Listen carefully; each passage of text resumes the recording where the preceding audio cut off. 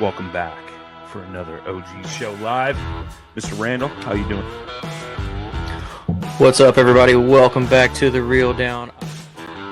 Welcome back to another episode of Bass Fishing for News. Hi, boys and girls. Welcome to, once again, the Bass Kayak Beers. Brother, this is the final cast. Another segment of Chasing the Tide, your saltwater connection on the paddle fin. Welcome back, everyone. Another episode of Feather and Fur. Your host, Brad. Welcome back to the Mindset Podcast. I'm your host, Crystal. Hey, welcome back to Off the Water. Happy Susie Q here with Adventures of Outdoor Woman podcast. Hey guys, welcome to the Rusty Hook Kayak Fishing Podcast. We're brought to you by Pelican, built tough for all situations. Go to pelican.com.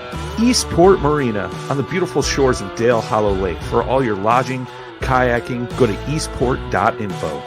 Yak Gadget for all your fine kayak fishing accessory needs. Go to yakgadget.com.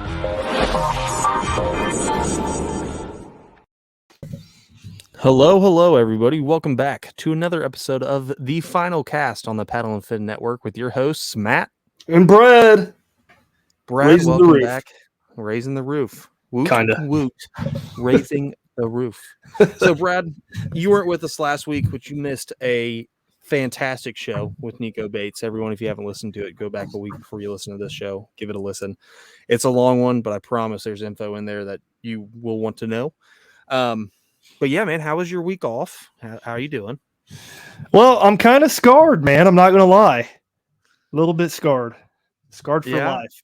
I can definitely imagine why. I'm privy to this, but you know, let's tell all the great viewers at home some of the stuff that we experienced this last week of having a couple days off and fishing. All right, so we hit a new not a new river. We hit a new stretch of a river that we hardly ever fish, and the fishing sucked. We fished we fished a 3-mile stretch. It's a fast flowing river. We've done it in 3 hours, and it was crazy. The water was flowing really fast, and it was really muddy. I mean, I didn't even get a whiff of a bite, like anywhere. Me either. Like it was dumb, which sucks because I hyped Brad up a little bit for this stretch because I stopped right above, I bank fished right above where we put in, and I caught like a 17-inch smallie and some riffles, and I was like, dude, there might be some good smallmouth in here. There wasn't. There was nothing. There was something. I'm sure there's good smallmouth in that stretch. It's just the mud and then the cold snap. It was 30 degrees hotter the day before that. True. Yeah. So, and we kind of figured it would be, because we went in 5 or 6 different spots that day and didn't catch nothing. Yeah. So, but something did happen on that stretch that was out of left field, you could say. Very unexpected. Yeah. So we were floating by right down the river, and I'm just sitting here paddling because I told Matt, I was like, dude, I'm not even going to fish this. Let's just paddle the rest of it out and get out and go hit the GMR. And then we were probably about a half mile up from our takeout, and I'm sitting there taking in the scenery. I look over, and I get a glimpse of red, and there's 2 old dudes. Matt's just laughing. There's 2 old dudes in the woods on the bank. Like they were in the woods. They weren't on the bank, but yeah. One guy was completely bent over, pants pulled down. The other guy was behind him, standing up, pants pulled down. And I just looked over. I was like, holy crap, did I just see that? I kept paddling. And then as I got a little further by, I pointed over at Matt because he was a little bit of ways behind me. I was pointing over. He's like, I don't see anything. I'm just like, yeah. How'd you not see that? I didn't see anything, but how I like to describe it to everyone who we've told the story is like, yeah, I didn't see anything, but it sounded like, if you're a hunter, you'll know what this sounds like. You just double lunged a deer. It ran 50 yards and then it crashed in the woods. How much noise that makes. I was like, that's all I heard. And I heard them breaking, I heard something breaking. I was like, at first I was like, oh, he just spooked like a massive deer. Because Brad knows I hunt. He sends me TikToks and pictures of deer. Like he sent me an elk video, which is amazing. I'm going to put that on my Instagram. But I was like, oh, he saw it. And then I get up to him and I was like, dude, what? He's like, you didn't see that? I was like, no, what? I didn't see. What are you talking about? He's like, there's 2 guys going at it. And I was like, Yeah. what? Wait, what? And it Well, like we said some other words, but yeah, I was about to say, but I can't say what I said. yeah. Oh man, BFing. They were best friending. dude.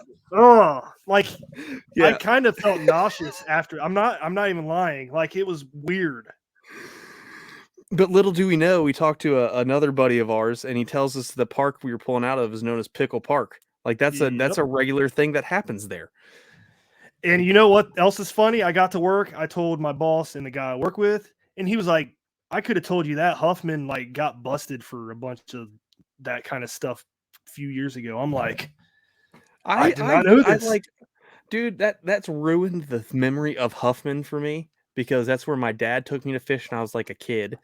Like now, all I'm gonna think of is like, yeah, my dad's helped me like unrig a bluegill, and 200 yards behind me in the woods, there's just two guys going to town on each other. That's my childhood memory now. So it's just ruined. Did your dad ever disappear for like 20 minutes while you were fishing? No, and as someone who knows my dad, you should probably never make that joke in front of him, because he's in his 60s and he'll rip your face off. So, yeah, big old bad Marine me. I'm scared of my dad still to this day, and I'm over him by like what 5-6 inches, yeah, and bigger than him by a lot. Yeah, he'd do some weird stuff. I've seen him fight once, and the dude he fought after like 2 hits looked like he was gonna. Like he was scared. He was just terrified. Yeah. So yeah. No, my dad never disappeared. He was helping me get hooks out of my fingers with bluegill because I kept hooking myself because I'm an idiot. So yeah. So that was an eventful stretch. And then we hit the main river. We hit a few spots, and then we hit a creek, and we didn't catch anything from like 7 a.m. to 5 p.m. Dude, it was the first day. It was the first day I've been skunked since like February. Me too. And it sucked. And that's when Brad's been on this tirade for everyone out there. He's butthurt because he's not catching big fish. Like he's catching a ton of smallmouth. Don't use butthurt in this episode. That's just weird. He's upset. He hasn't been catching big fish, big smallies. We've been catching a lot of dinks. And we were walking back to the truck after that day, Friday or Thursday night, hitting this little creek, which I understand it was super low. I mean, it probably was down what you said 4 or 5 feet at least. Yeah, it was really low. There was still some holes though. I kind of thought fish would be in. We saw a bunch of carp and weird fish, and we saw some largemouth, like little ones. But and going back, and I was like, see, you always complain about not catching big fish, but then you have days like this where you catch nothing, and it's way worse. And it just is. It sucks. It is worse, but yeah. It's whatever. At least it didn't happen often. So true. And that was the first day of the back-to-back fishing floats. Friday, on the other hand, amazing, was a whole different ball game. I mean, we went on. It took us 11 hours to go on a 4-mile float. Yep, 4-mile float. And I don't know how many fish we caught, but it was crazy.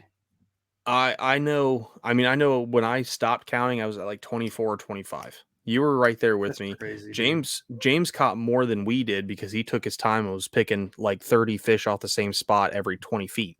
Yeah. So, I mean, we caught close to between 65 and 70, or 65 and 90 fish because James was in the 30s. We were both in the upper 20s. So, yeah, I mean, it was a great day. It's like it was a complete shift from the day before. Day before, fish weren't wanting to bite. A couple of our buddies went out and did some floats, and they all said, it was a hard bite day. They got 1 fish, 2 fish here, there. And then we go out on Friday, and it's to the point, to the last hour of it, we were all like, all right, we're done. Yeah. Like, I had a headache.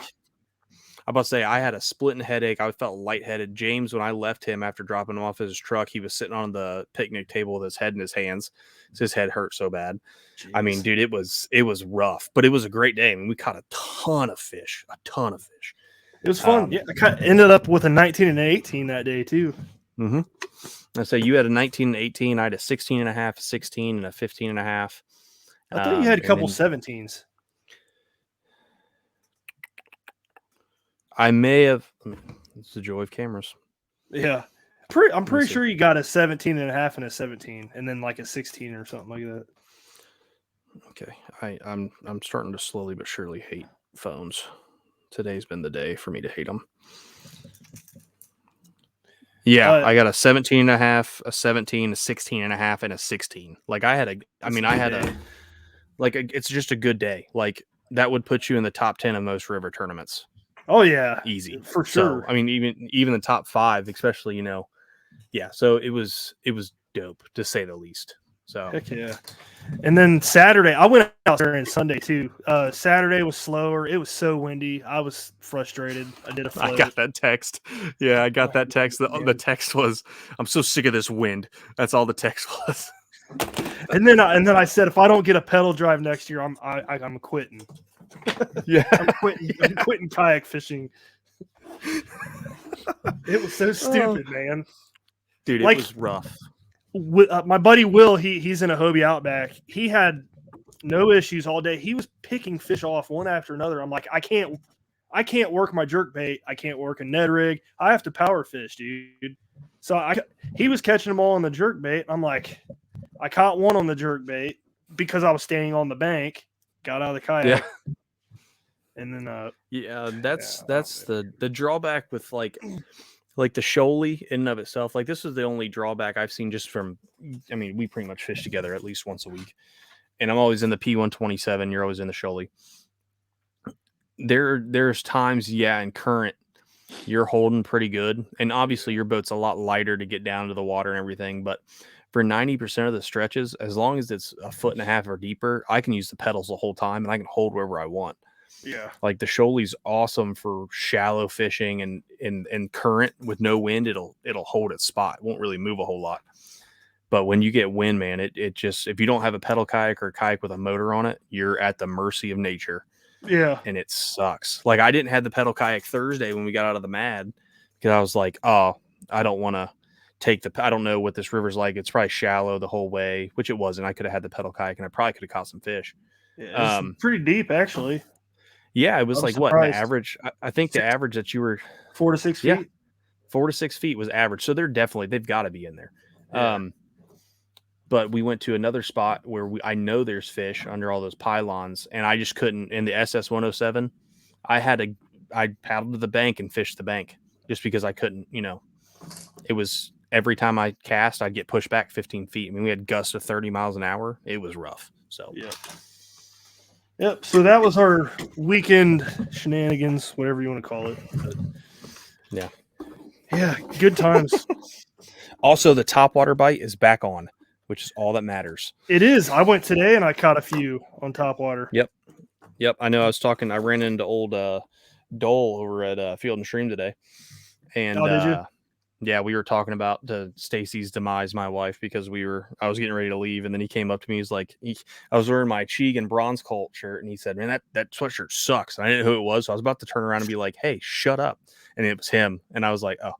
So to Stacy's demise, I talked with him for like another 25 minutes, just talking about random stuff. That's funny. But yeah, he just busted a 21 incher on a Rico popper. Yep. Man, Third one. I'm so pumped. I can't wait. I'm throwing it Thursday when I go out. I'm excited. Heck yeah. Well, we need to just get into it because we're kind of behind now, but it's good. Yeah, a little bit. We got the new Dark Horse Tackle Weekend Warrior box, which we've already talked about 2 products because we got the Dabble Pack a couple weeks ago.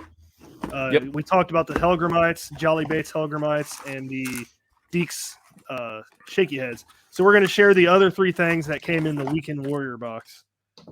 These 2, the Helgramites and the Deets. Yep. So I want to talk about this first because it's the Dark Corners Sonic side crankbait. We both got one. Comes in the crappie pattern. All right. So Dark Corner, this dude paints some amazing baits. And if you go on YouTube and look at this freaking looks like a crappie. Oh, yeah. Legit. It's awesome. Yeah, so you got the crappie pattern. We're getting a little sticky hooks too. And then I've got the striper pattern, which that's cool. That just looks so good. And it's supposed to mimic a striper, obviously, but this looks like any bait fish I've seen so far. Like this is going to catch fish. And you're right. All the hooks he used are high quality. They're all sticky. Wonder what hooks they are. I've talked to him. So I've talked about Dark Corner a couple times because he makes all my big swim baits. Everything I have custom painted, he typically does. And he told me what it is. I can't remember what it was, but he's told me. And when he said it, I was like, oh, thank God I don't have to use any of my hooks. Oh, so. And for his Sonic sides, Matt said he uses Mega Bass blanks. Yep. So a lot of his, he has blanks for everything, but Mega Bass blanks are all in there. And he's a fantastic painter. The things are amazing. They're definitely worth their weight in gold. Yep. I probably won't throw the crappie one on the river just because I don't think we have that much crappie on a river, but it's whatever. I don't know, man. I was watching a video the other day. Dude pulled out 42 crappie up a certain stretch that we did that was super shallow, and normally it's way up, and we were asking why it was way up, and it sucked that day for us. Do you remember what I'm talking about? Yeah. Up north? Where we found some, or some excrement next to your truck. Dude, a video from like 2 years ago, guy pulled out 43 crappie in a day right through there. Wow, that's crazy, man. Like, so I've changed my colors. I'm gonna start throwing. Also, apparently a bunch of people up north are catching a ton of perch. So that's interesting. I'm gonna start throwing perch colors too. Yeah. Will was throwing a perch colored jerk on Sunday. There you go, hammering it one after another, dude. Boom, boom, boom. I'm like, dang. Yeah. It's awesome to see, but sucks when it's not you. Yeah. It's all good. I caught some fish on the spinnerbait, so I was happy. There you go. Next thing I want to talk about is what you've already put it in the box. Like it's already ready to go in your box. It's in my river box already. Yeah, and that is the Hoot Jig. What jig is this called? Hybrid jig. The hybrid jig. The little papers in the bag. Yeah. Oh, cool. It comes with a code. It's cool, but it has a skirt in the hair. Yeah, so that's what, if I can get my stupid thing. Maybe it's already. Come on, light. Technical difficulties. So it's got a regular skirt. It's almost like a finesse skirt. And then it's got, I'm guessing it's marabou hair that comes off the rear. So it's like that hybrid jig, and that skirt, it kicks up. It got that hybrid head to where it's flat on the bottom, but angled at the top so you can swim it if you want to. Yep. Or work the bottom with it. Like this thing's sick. Would you put a trailer on that? Oh yeah. Yeah. That's what I thought. Yeah, I would cut a trailer TRD down. Or something. You said a TRD? Mm-hmm.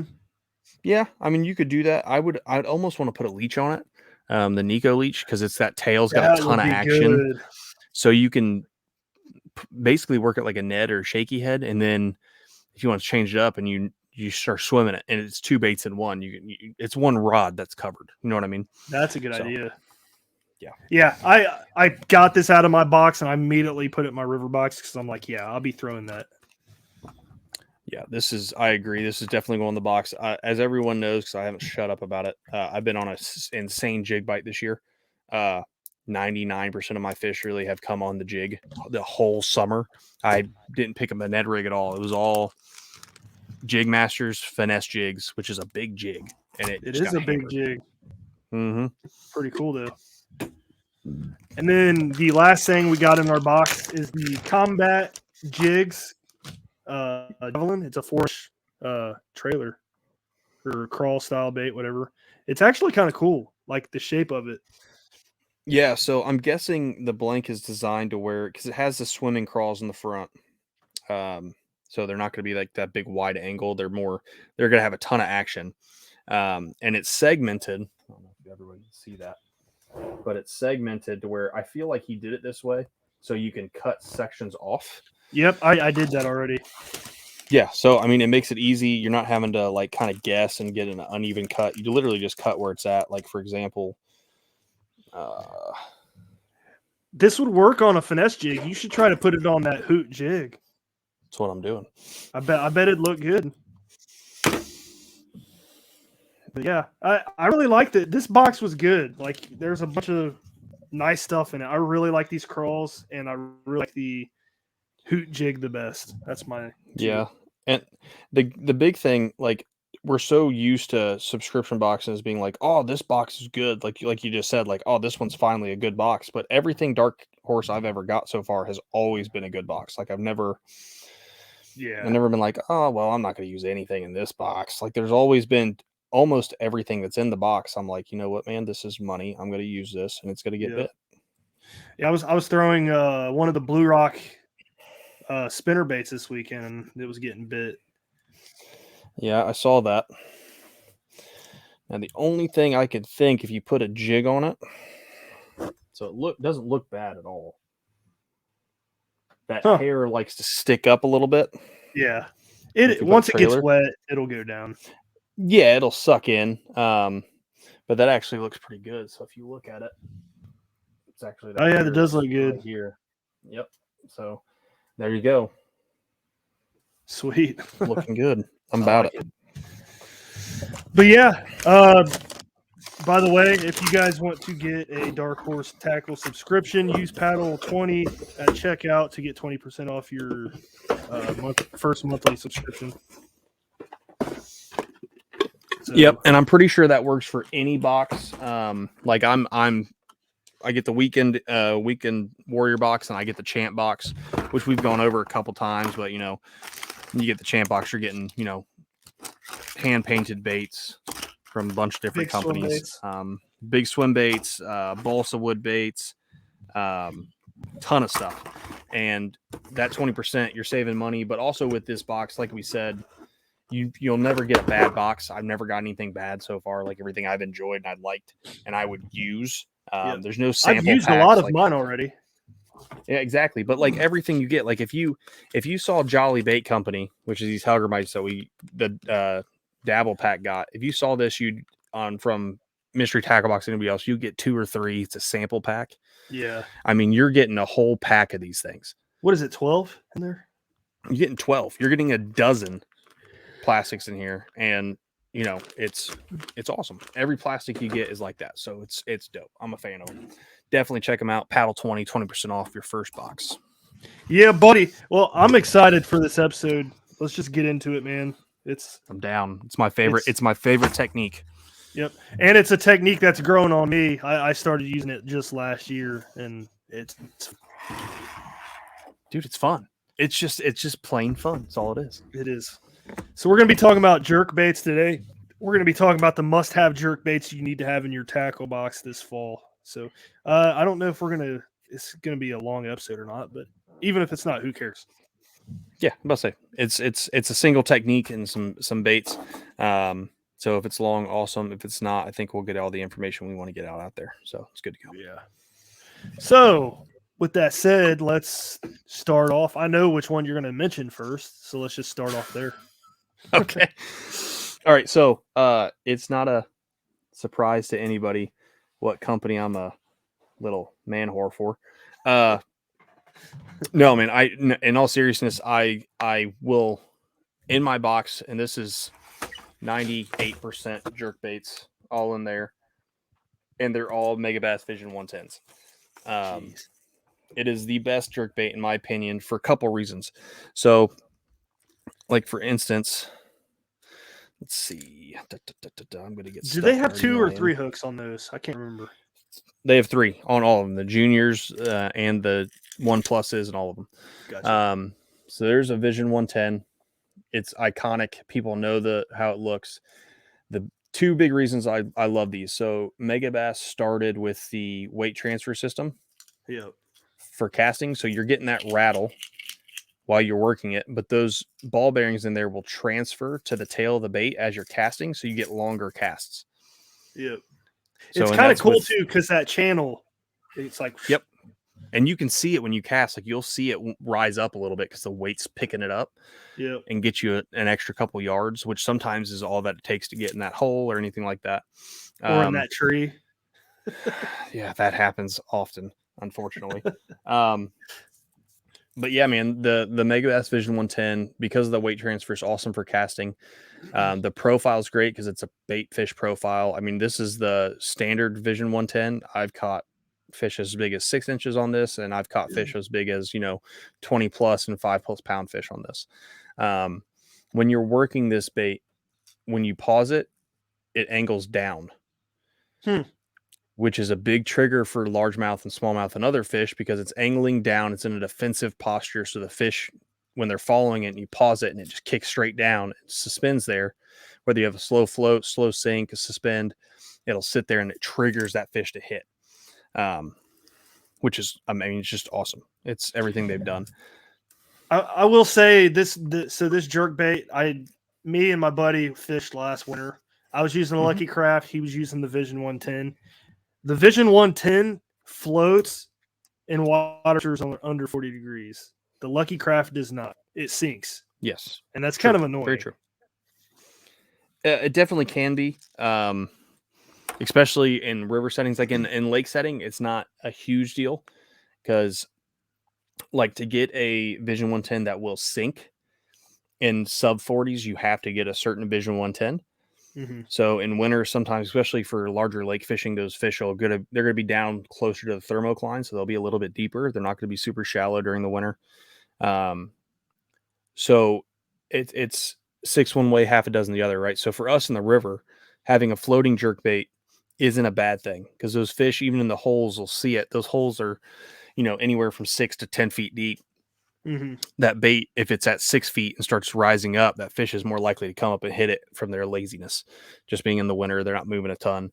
But in bigger lakes, if they're down by the thermocline's at 15 feet, that float could hurt you. That's why you get a one that's designed for a slow sink. Yeah. I had a slow sink and I used it last year. I think it was a Strike King. I can't remember. Maybe Strike King 100. I can't remember, but I didn't like it. I ended up losing it actually because it sunk too quick when it was cold. Yeah, and that's the thing. Like with river fishing, like I said, I mean, if it sinks, that's a negative for us sometimes, right? So we're getting stuff hung up more often. That's a big reason why. I mean, I'm talking about the standard Visions first, but when we get to the juniors, they don't go very deep.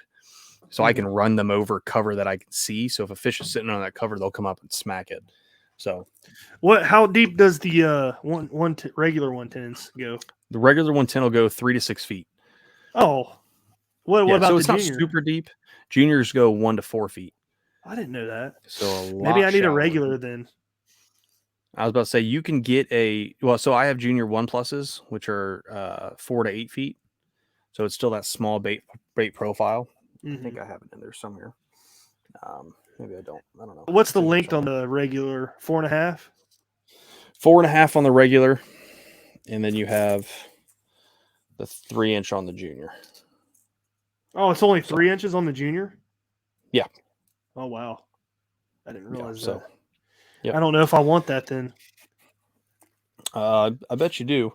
The junior has caught a ton of fish for me. It's fantastic. It's a nice small bait fish profile.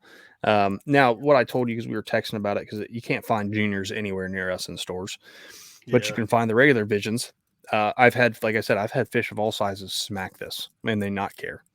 Yeah. The only bad thing with a small fish hitting this bait is you're 98% sure of getting stuck because the hooks are sharper than crap. Like this is a Vision 110 Tour Premium FX. So this is based right off of the Japanese design. It actually has a bill that moves. So when you cast, the bill goes up, so there's no wind resistance. And then when you're working it, it comes down. That's cool. I didn't know that. So it's another just little innovation stuff in there. But these hooks, because it's based off the Japanese design, actually have reverse barbs. So a lot of times when a fish is hitting a small bait fish profile like that, they're going to smack it first. They're trying to stun it. So that's why if you're working a jerkbait and you feel a big hit, but you don't feel anything there, let it sit there. Just dead stick it because that fish is stunned your bait, and then they'll come back and they'll inhale it and you'll get the fish. But with the reverse barb, there's actually a video I have on Instagram from like 2 years ago. I was throwing it and I was doing like a jerkbait tutorial or whatever because I don't know, I was bored. And I was throwing 153, right?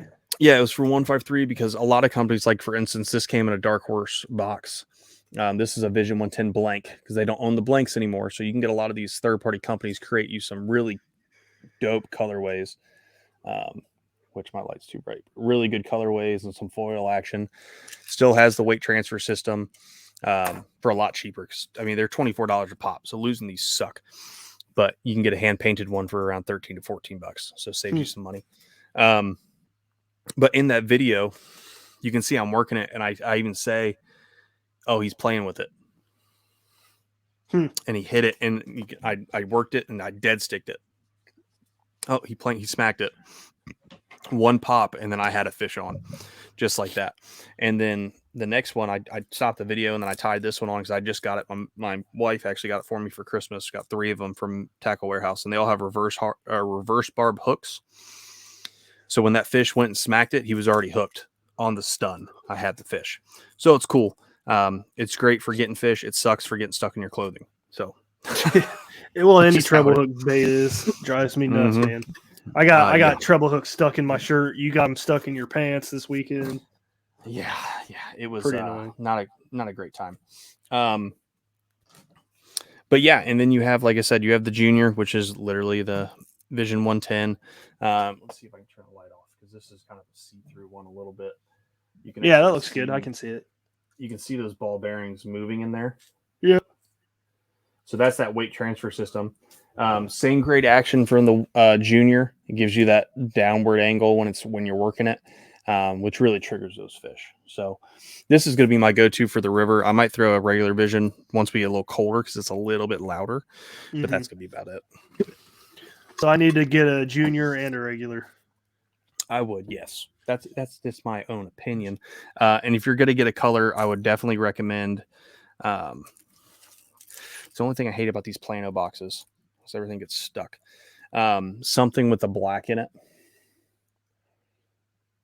So it's fantastic because it outlines in the water really well. And then with any of these chrome sides, it catches that light and glints while you're working it. I don't know why, they just love it and they hammer it. Something to key in on maybe, but dude, they just smack it. Yeah. I need to get one. I've never actually, I take that back. I used one at Del Hollow earlier this year when we went. You let me use one. I didn't have much luck on it. But yeah. Del Hollow this year was weird though. It was weird. I mean, it was just weird. Like they shouldn't have been hitting jigs when it was that cold, but that's all they wanted and that's all they bit. So whatever, screw it. I ain't complaining. Me either. But yeah, Vision 110. I've used other jerk baits. The jerk bait Brad's going to talk about. I'm about that one bait too. It's a fantastic jerk bait. I just love the Vision 110. It's fantastic. Well, I already mentioned it. The Lucky Craft Pointer 100 SP. I've also used the 100 DD, which is the deeper dive. I use that more in the winter. I've used the SP earlier in the year. Well, earlier in the fall. Like right now through November, I'll be using that one. And then when it gets colder, use the DD. I caught like a 19 3/4 on the DD last year in end of November. It was cold that day. Water temperature was like 45 degrees. And yeah, when they start getting a little bit deeper, that's when throwing the deep dives. Like for me, I throw the Megabass, the Vision 110 +1, which is a deep diving version of the 110, just goes a little bit deeper. And it's kind of that same concept. I'm probably still going to throw the regular Junior for a while until they really start wanting to hunker down in those deeper holes. But yeah, just me. Yeah, I agree. Like I said, the Lucky Craft, it doesn't float when you get under 40 degrees. Anything above 40, it does fine though. And those crankbaits just look cool. Like, they're nice and beefy. Like they're big on the head and then they slender down. Yep. Yeah, the Lucky Crafts are like they're getting more expensive too, man. They are, and I was trying to see Lucky Craft in general. So I used to buy Lucky Craft crankbaits. I mean, I love Megabass crankbaits, but they're $20 a pop for a crankbait, right? So I don't buy a ton of those because I don't throw cranks a ton. Jerk baits, I'll buy all of them because I don't know. I just have a stick obsession with the Vision 110. But I would buy Lucky Craft crankbaits because you get them for $7 a pop. They're $10.99 now. Jeez. Like the Pointer SP was $15.99 when I looked today. Yeah, I'm about to say last year was what, $10.99? 11, I think. Yeah, it was $10.99 or $11.99, but it's they've all jumped. All Lucky Craft stuff's jumped, between $3 and $5, which sucks. Oh, dude, I can't go full screen on this. So Lucky Craft on their website, I saw this earlier today or yesterday. I don't know, when I was looking at some more JerkBaits, and they got like a really cool chart here. So I got to pull it up, and it shows shallow at the top, and then on the bottom it says deep, and then on the left it says finesse, which is not spelled right. And then strong on the right. So if you want to go shallow, strong, it gives you all these options here. You got like the slender pointer, and then prop jerk as a prop on the back. A Kelly J, the Sammy 115. That looks like a plug. That's not a jerk. It is. Yeah, it's not a jerkbait. It is a top water plug. And then if you go down and you see strong and deep, you got the pointer 158, 128, 100 DD, like I was talking about. Like this is just a cool chart. So I encourage everybody to go to their website and check it out, because you can kind of pick exactly what you want to fish and how you fish on your body of water. Yeah, I've noticed a lot of JDM companies will do stuff like this on their website, where they really break down what their bait does. Like a lot of your American companies will be like for instance, Strike King be like, oh, here's the 5XD. Yeah, okay. That's it. What? Okay, cool. I'm brand new. What's a 5XD do that a 7XD doesn't, or an 8XD or 11? Oh, the bill's bigger. It must mean it's deeper. Okay. But, it's, or the silent. Why would I want a silent when, this one has sound? Well, finesse to strong. Yeah. Well, I thought this chart was cool because, like, I knew Lucky Craft had all these different jerk baits, and I'm sitting here looking. I'm like, what's a Stacy 90? What does that do compared to the pointer? So, and then I found this. I'm like, oh, there we go. There you go. So, also, break from JerkBaits, because it's us. I got my hands on a slobber knocker today. Did you? Oh, yeah, snap. They have them. It's got a Maxon in it. Does it smell weird? Yeah, I didn't notice that. I wouldn't have opened it yet if I would have known. I heard it still stays scented though if you put it in your tackle box. Yeah, no, I'm not worried about that. It just smells now, and I'm gonna have to smell it for the rest of the show. But yeah, I mean, so we'll do a review episode on that. Heck yeah! Soon. Keep an eye out, people. All right, so there's Lucky Craft. I know you probably used a few more. I've used a couple more. I'll just mention this one real quick. I was using a Rapala X-Wrap today. The bill broke off. It was a newer, like I caught maybe 2 or 3 fish on it, and that's it. Mm-hmm.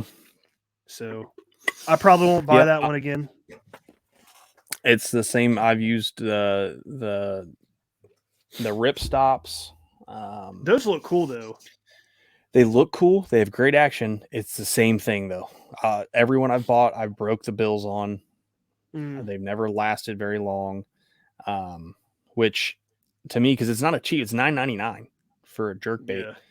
Yeah. I should expect that to last. Like it's not. I know it's not Megabass quality, so it's not going to last forever. But well, I also heard Megabass is kind of like finicky. Like theirs are too. They're a little fragile. So the hooks are fragile, which you noticed when I got that stuck in my pants on Thursday. We broke a treble off because they're super light wire hooks, so they're really designed like if they get hit and they get any meat, they'll go right in, which is great because your hookup ratio tends to be a little bit better. I've never had a Megabass bill break. I've never had a blank break. I know people who have. I watched one blank break. He's like, oh, this thing's piece of crap, broke. Well, he threw it at a bridge pylon at Mock of Jesus, and it just hit straight on, and the tail broke. Like, it snapped in half. He's like, it broke, it's a piece of crap. I was like, what? Dude, you just hit it going 60. Like, what do you expect? Yeah, like I've done that with so many crankbaits. So have I, and I've broken lips off because they've hit wrong or something. I loosened a jig hook because I smacked a thing so hard. Yeah. So that just happens. But just using the bait, it's never broken on fish catches. It's never broken, when I get them hung up, I wish the treble would break like it did in my pants so I can get it back. Yeah. But it doesn't because, that'd be too easy.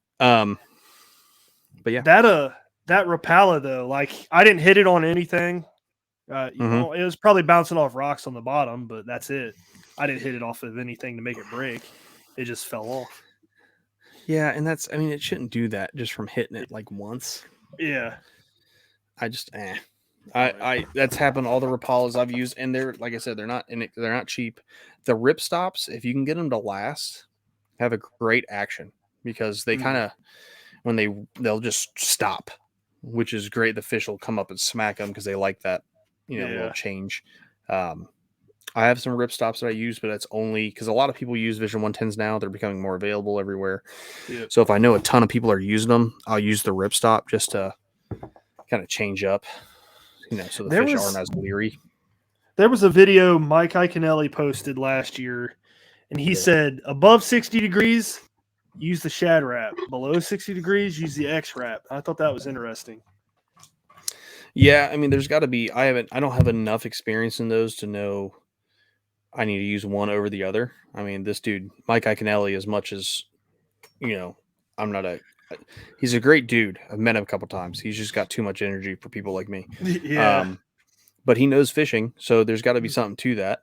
What I can say, above 60 degrees, I use a Vision 110, and below 60 degrees, I use a Vision 110, and it works the same way. And I can call 5 people right now on my phone and be like, "Hey, JerkBaits, what are you using? Vision 110." Just how it is, and it works. But I do have a couple more in my box I don't use super often. Kind of the same thing with the, why I use Rapalas, which we can jump into that. Let me see if I can get my computer to not suck. First off, have you ever used the Jackal re-range? That's what I'm literally getting into right now. All right, let's hear it. Let's talk about it. I've never used one. Yeah, so these are the Jackal re-ranges. They are super hard to find. You have to order them online. I've never found one in a store. I've never found one at an expo ever, anywhere. They come in a 110 and a 130 size. Just like Mega Bass and every other brand, they offer them in 4,000 colors. I have it in burgundy shad, and then I have it in silver shad. And they've worked for me. This kind of the same thing I did with the Rapala. I only use them when I know everyone around me is using Vision 110s. I think because the action's a little bit different. They have the weight transfer system. It's the TG zero friction. It's a little bit different than what Mega Bass has, but it's the same concept. The weight transfers back, so you get better, longer casts. The difference is it has a tungsten weight on the inside, so your sound is a little tingier. Yeah, which is why I can't remember the brand off the top of my head. I remember it now. I hate them. I think they look like trash, but they catch so much fish. It's not even funny. The Smithwick. Oh yeah, and the Smithwick they've been catching fish since the dawn of time. Yeah. I'm pretty sure when Jesus was with all the prophets and the apostles, he was throwing a Smithwick out there catching fish on the boat. I mean, they've been around forever. They look like baits you would get back in like this spy bait is really cool that I got on the Dark Horse box, but it's that really old school style bait with the eyes on top and they're touching and it doesn't look like any fish I've ever seen in my life. Smithwick the same way, and it catches fish because of the sound of the bait. And the re-range is just like that. The sound of the bait has brought fish up when I've thrown a 110, haven't got nothing. Throw a re-range, that fish decides to move and eat. So I think that sounds just a little bit different. Yeah, that's cool. I know my buddy Will has thrown those, but since then he doesn't throw those anymore. He throws the Vision 110s and the Lucky Crafts. That's it. Yeah, and it's mostly for the simple fact that they're hard to get. And you have to order them. You're not finding them. They're not super expensive. They're $14.99. They're about the same price as your pointers and whatnot. And they come in the same size as the 110s, 4 1/3, and the 130s, 5 1/10. And they both go 4 foot. Okay. They do make a deeper version, but like I said, I don't throw many deep jerks. I have them, but I don't fish lakes as much as I used to. So I'm not trying to touch 10 plus feet. Because if I do, I'm going to get hung on a rock, moss, or some driftwood, or a tire, or something stupid. More than likely a tire in Ohio. A tire, a piece of rebar. There's shopping. I mean, I know where 3 cars are at, so like it's going to get stuck on something. But yeah, they're not bad jerk baits. I don't dislike them. They work great. I just feel like they have a time and place. Like when the Vision 110's not catching fish, throw a re-range, it tends to call them up a little bit better. So, Interesting. Yeah. 2 cents. So the 3 that we mentioned that you must have in your box so far: Vision 110, the Lucky Craft pointer, and the re-range, Jackal re-range. Yes, those are definitely a must-haves. I don't have any pointers. I did for a long time, and then I just stopped using them. Mostly because I got the re-range. It kind of took the pointers place away. Interesting. But it's the same concept. I use the re-range or I use the pointer when visions weren't working. But yeah, definitely have them in the box and make sure you diversify colors.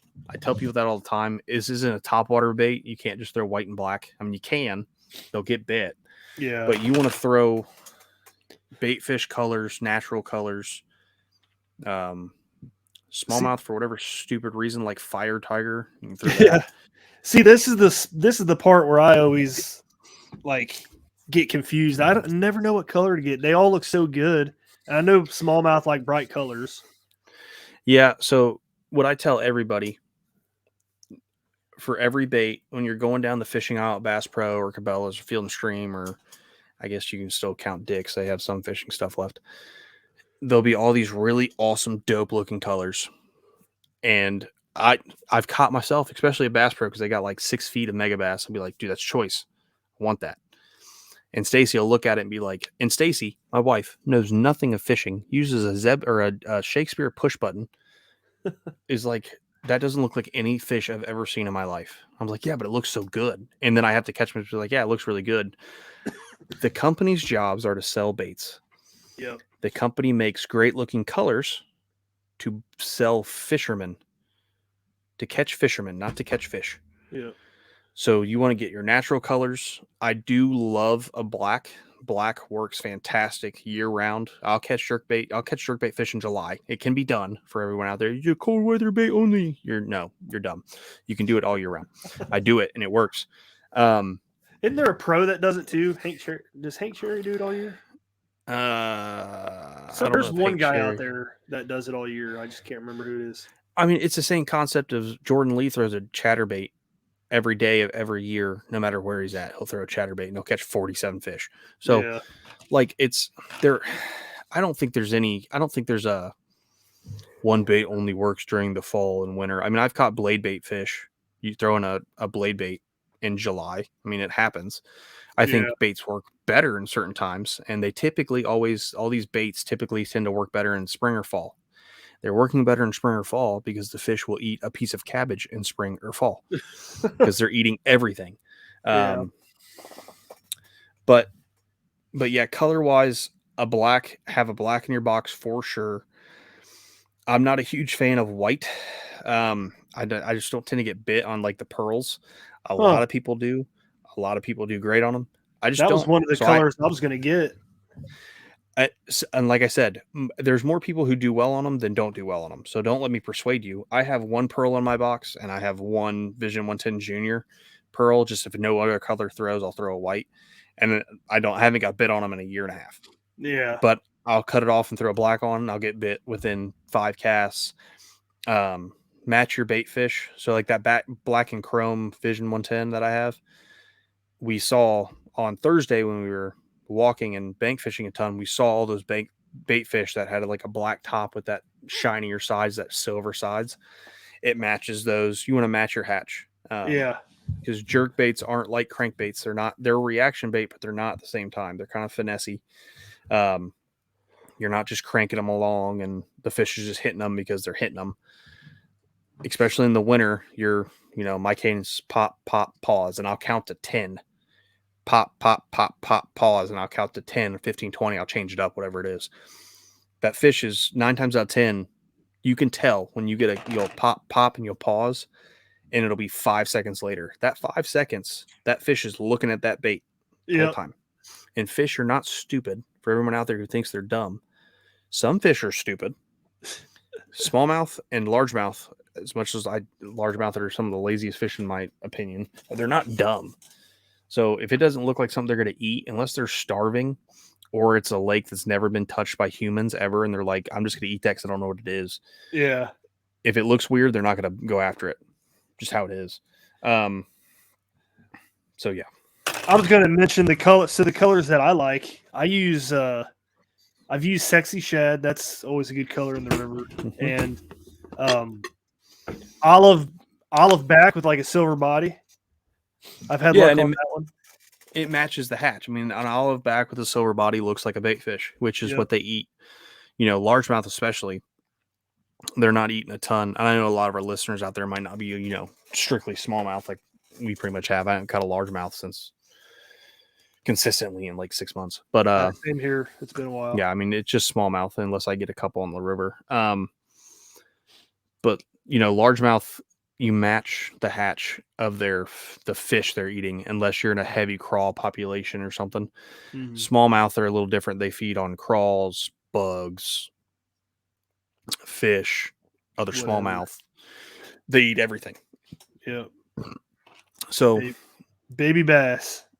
Baby bass works great. That is a great color for every fish, because black bass, the whole species, whether you're looking at sea bass or largemouth or meanmouth or all the other weird hybrids, mouth, mean, large, small, large, they eat each other. They just do. They're all cannibalistic fish, so they'll eat everything. Yeah, it's weird. Like, I always thought that was weird. People or companies having baby bass. I'm like, so they're going to eat their own fry. Yeah, so that's what's always. This is another rabbit hole, but I don't care because I wanted to talk about this for a while.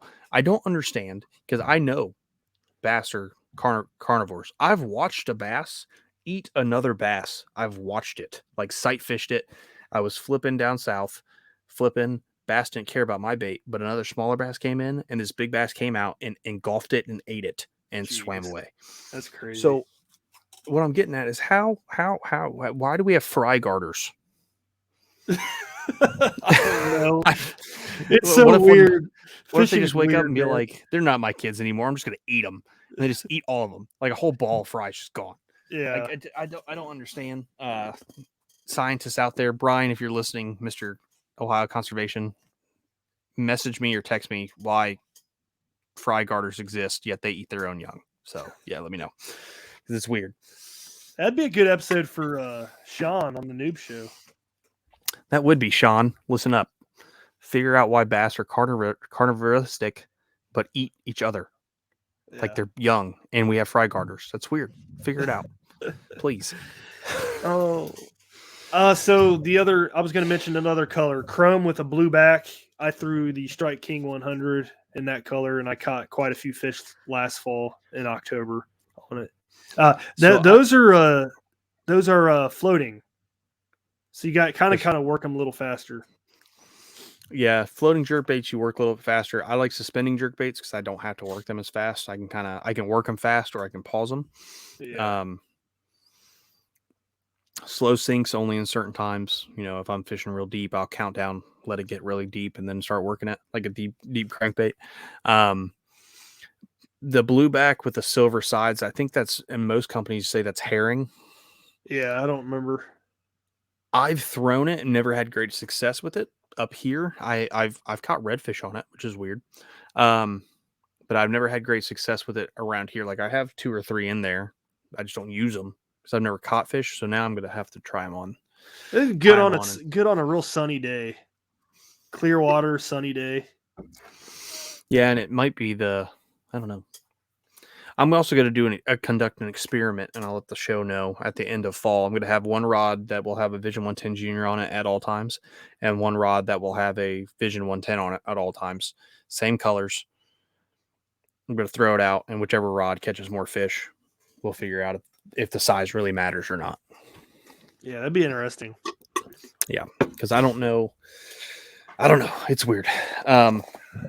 But the Strike King 100, I wouldn't say that's a must-have in your tackle box. I was just mentioning that I used it before and I did have some success, but I like the pointer better. Yeah, I mean, there's if you're on a budget, the Strike King isn't terrible. Another bait that I'm a big fan of that is inexpensive compared to everything else we've talked about. I'm trying to find it so I can show everybody, so people aren't just thinking I'm talking. Here it is. Again, you're not going to find them in stores, but we live in a digital world now, so just go online and order it. I'm going to kill you. Oh. So is the Evergreen Faith jerkbait. Huh. Inexpensive, and the point that it's between $9 to $15. They run sales on these all the time just because they're the low man on the totem pole.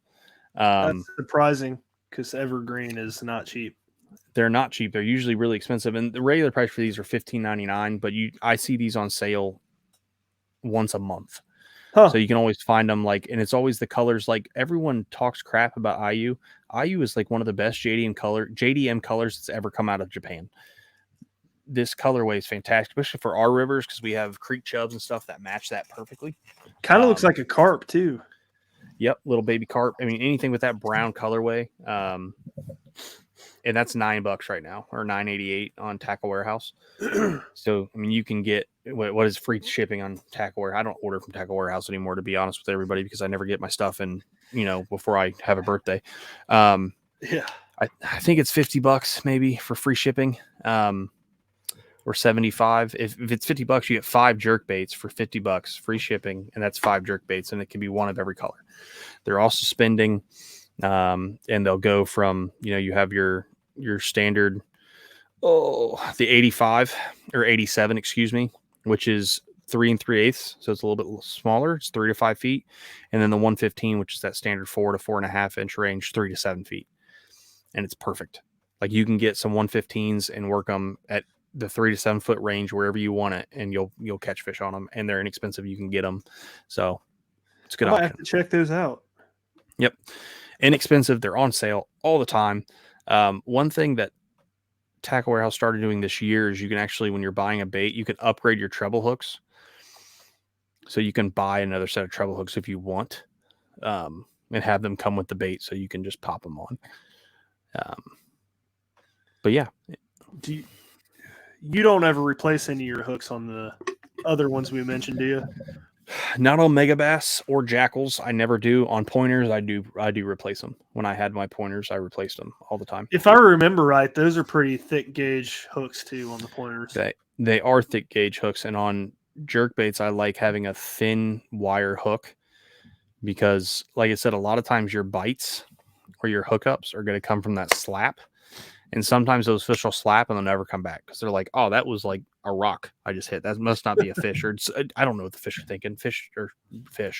But with those thin wire hooks, when they smack it, it's great for one reason and bad for one reason. One reason, you're getting your hookups. Your hookup ratio is way higher. Bad reason is because you foul hook so many fish, you think you have monsters on every single time, which makes it more fun. But then you bring it back, it's like a 12-inch fish. You thought it was like a 16 or 17. Yeah, it is what it is. Yeah, that's funny. Well, I don't have anything else to add. So, the last thing I want to add, it's kind of another honorable mention. Like, if you're wanting to stay within a budget, I've used a couple of these. I haven't used them a lot. The big reason I haven't used them a lot is because it's only a two hook bait, but it's the flit jerk bait. I've never even heard of that one. Yeah, it's so. This company is more. You see a lot of them like down south. They have a ton of saltwater stuff, but these are great baits. So it comes with a 3-hook version, a 2-hook version. I only ever had the 2-hook version, so I wasn't a huge fan, but it does come in a 3-hook version now. They have great colors, and they're $10.99, and that's their price all the time. So if you find them on sale, great. And they have, like I said, fantastic colors you can get. Ima does a lot of shiny, like glitty stuff, like their Ghost Sunfish. It looks, it's see-through and it doesn't have the weight transfer system, but again, you're saving money, so you're not going to get all the same stuff. Yeah. But everything they have, it catches light really well, so it glints really well. And then they have this, for example, is the Catch Fisherman color. Yeah. It looks good. People are like, oh, that's cool. I'm sure it catch some fish, but you'll have better options or better luck with more natural stuff. But yeah, the Ima Flit is another great option for if you want to save some money. You can get them for $10 a pop. You get 5 or 6 of them, $50-$60, and you have basically 5-6 jerk baits for 5 or 6 different situations, depending on color you want to throw. So it works out. Well, there you go. Easy peasy. But yeah, that's all I really have. Yeah, short and sweet episode. I mean, more or less to the point. This is my favorite technique there is. I love jig fishing. I do. It catches fish. I would go a whole year just on jerkbait and get 3 fish every week just to jerkbait fishing. So fun because every time you're reeling them in, they fight really awesome. Mostly because they're super surprised when they get hooked because they think they're eating a real fish and they're not. Yeah, it's awesome. Big fan. I had a couple fish last year. They about ripped the rod out of my hands when they hit it. That's fun. Yep, it gets that bait fish profile so good that it's almost like, I don't know, man. They just hammer it. I can't explain it. It's just awesome. So, and they sound great. Yep. Well, that's all we got. That's it. Nice, easy, sweet show, especially after last week. Brad, you weren't here, but we had a 2-hour show. Super long. But, it was a good show. So I know I got to listen to it. I haven't listened to a show in a while, so I'm going to make sure I listen to that one. Well, you weren't there. It's kind of like I can't listen to our shows because I can't stand the sound of my own voice. I'm sure some people can agree. They don't like my voice either. But I can't stand your voice. I can't stand your face. That's all good. It's whatever. But all right, guys, that's it from us. Get on them. Fall fishing's here. Don't miss it. Your family will be there when you're done. Yeah, buddy. And don't spend all your money in one place. Thanks for tuning in to another killer episode here on Paddle and Fin. Be sure to drop a 5-star rating, a thumbs up, or smash that subscribe button on any platform you're listening in on. Be sure to check us out on Waypoint TV, waypointtv.com. Make sure you sign up for the Fantasy Kayak Fishing League at paddleandfin.com/fantasy. You can support this show through Patreon, patreon.com/paddleandfin. Don't forget to check out the website, paddleandfin.com. Catch us on YouTube. If you got a question, comment, or want to see a future guest on the show, be sure to email us at paddleandfin@gmail.com. Shout out to our show supporters, Yak Gadget. You can check out all the fine kayak accessories at yakgadget.com. Pelican Professional. For all your cases, coolers, and lighting needs, go to pelican.com. Rocktown Adventures, your Midwest premier paddle sports destination. Go to rocktownadventures.com. Eastport Marina, the beautiful destination on Dale Hollow Lake. If you're looking for lodging, kayaks, kayak accessories, or anything fishing related on the beautiful Dale Hollow Lake, go to eastport.info. And Jigmasters Jigs. When in doubt, get the jig out. Go to jigmasters.com and fill your tackle boxes today.